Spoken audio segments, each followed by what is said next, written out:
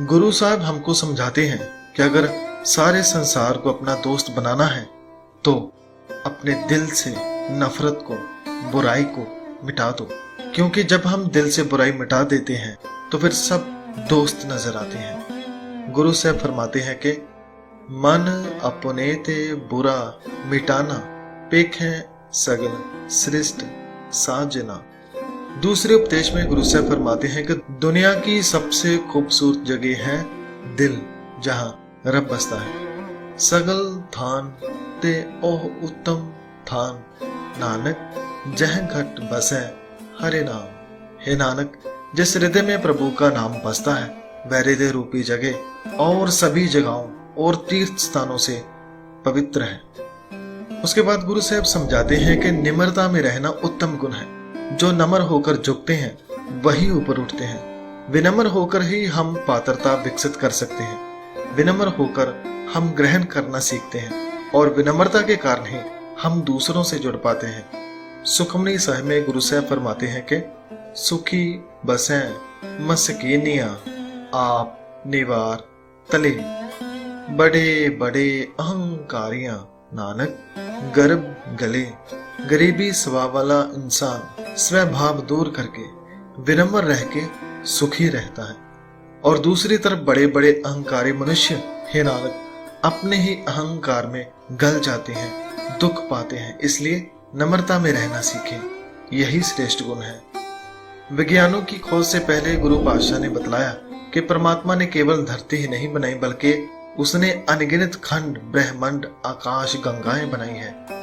गुरु साहब फरमाते हैं कि कई कोट खानी और खंड, कई कोट आकाश ब्रह्मांड के अकाल पुरख की बनाई हुई इस कुदरत में करोड़ों ही आकाश हैं, खंड हैं, ब्रह्मांड है जिसका कोई अंत नहीं। उसके बाद गुरुजी समझाते हैं कि धन कमाना गलत नहीं, लेकिन धन के लिए फरेब करना, झूठ बोलना, लोभ लालच में फंस जाना गलत है। धनवान होकर अहंकार करना और भी गलत है।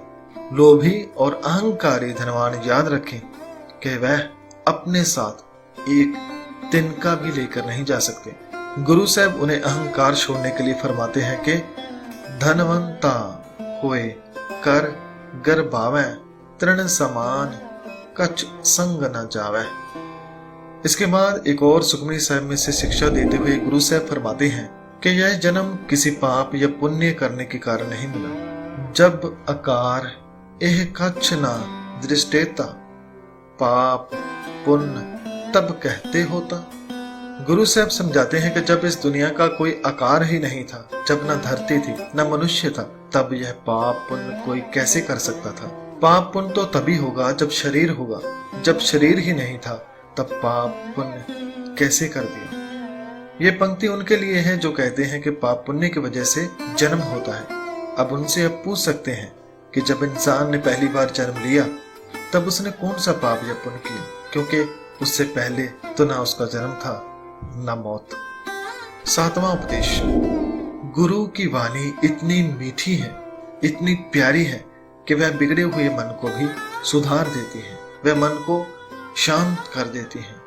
सुन कर वचन करन आघाने, मन संतोख आत्म पति आने। अर्थात अगर गुरु के उपदेशों को दिल लगाकर पढ़ा और सुना जाए तो गुरु के वचन सुन के कान तृप्त हो जाते हैं, मन में संतोष आ जाता है और आत्मा पतीत जाती है। अगर किसी गंदे गिलास में साफ पानी को डालते जाएं तो धीरे धीरे खराब पानी बाहर निकल जाता है और साफ पानी गिलास में भर जाता है।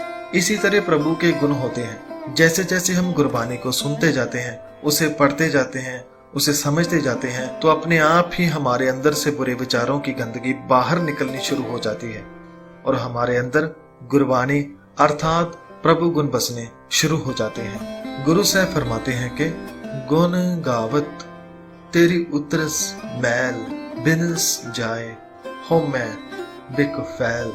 प्रभु गुण गाकर यानी गुरबानी को पढ़ते समझते हुए हमारी मन की मैल दूर हो जाती है। इतना ही नहीं, हमारे अंदर से सबसे बुरे वकार अहम भी बिनस जाता है। उसके आगे गुरु साहब फरमाते हैं कि अगर कोई पूछे कि भगवान कहाँ है तो कहें उसके सिवा यहाँ है ही क्या है। वो हमारे अंदर भी है, बाहर भी, धरती पर, आकाश पर, जो कुछ भी हम देख सकते हैं या जो आंखों से दूर है, उस हर जगह पर वो मौजूद है। सो अंतर सो बाहर अनंत, घट घट व्याप रहया भगवंत, तरन माह आकाश प्याल, सर्वलोक पूरन प्रतिपाल। वो परमात्मा हमारे दिल में, अंदर, बाहर, धरती, आकाश, हर लोक में है। सो आखिरी उपदेश गुरु अर्जन साहब जी का सुखमनी साहब में से पढ़ते हैं कि सुखमनी यानी सुखों की मनी है, ये सुखों का खजाना है। सुखमनी सुख अमृत प्रभ नाम, भगत जना के मन विश्राम रहा। गुरु साहब फरमाते हैं कि ये बानी सुखमनी भाव सुखों की मनी है, जो हमारे मन के सारे विकारों को दूर करके प्रभु गुणों से भर देती है। और जो भी गुरबानी को मन लगाकर पढ़ लेता है, वो प्रभु के भक्त के मन में ये बानी